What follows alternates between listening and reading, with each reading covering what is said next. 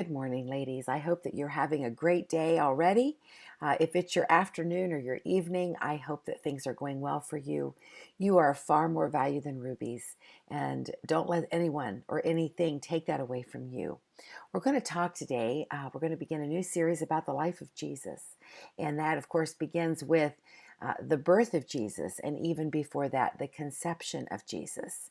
I think it's interesting that this is included in the Bible. It's not just assumed that we understand, but every little detail or part of this is explained to us here in Luke chapter 1. And I encourage you to read this chapter when you have time. I'm going to just read a couple verses here. It says, "And in the 6th month, the angel Gabriel was sent from God unto a city of Galilee named Nazareth, to a virgin espoused to a man whose name was Joseph, of the house of David, and the virgin's name was Mary. And the angel came in unto her and said, Hail, thou that art highly favored, the Lord is with thee. Blessed art thou among women.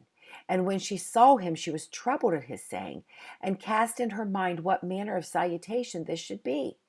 And the angel said unto her, Fear not, Mary, for thou hast found favor with God. And behold, thou shalt conceive in thy womb, and bring forth a son, and shalt call his name Jesus." There's so many different ways that we could go with this story.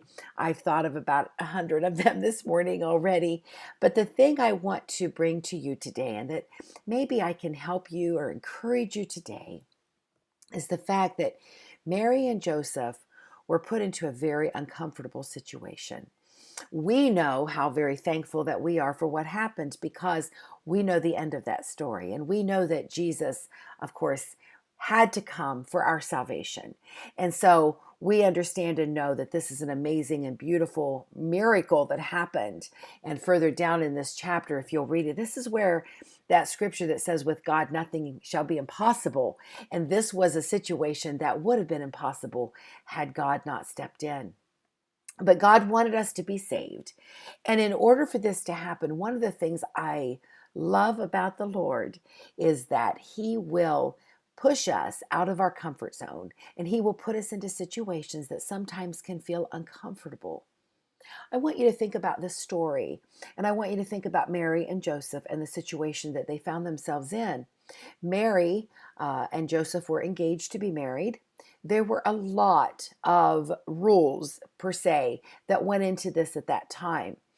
We still have rules in every country and land today, but it was very important that things were done exactly right. We have a little more freedom, I know, especially here in the United States. But in some countries and in this country, it was so important that things were done correctly. Mary and Joseph find themselves in a situation where Mary is having a child and Joseph knows it's not his child. And there is some fear when the angel comes to Mary and begins to talk to her about what is going to happen. And Mary is so taken back. She said, I don't even know how this can even happen because I'm just engaged. I've never been with a man. And of course, we know that the angel assures her. But more importantly, bear in mind that Mary and Joseph were put into a situation that was uncomfortable, but they were very much in the will of God. God put them into this place. He wanted to use them. He wanted to do something great in their life.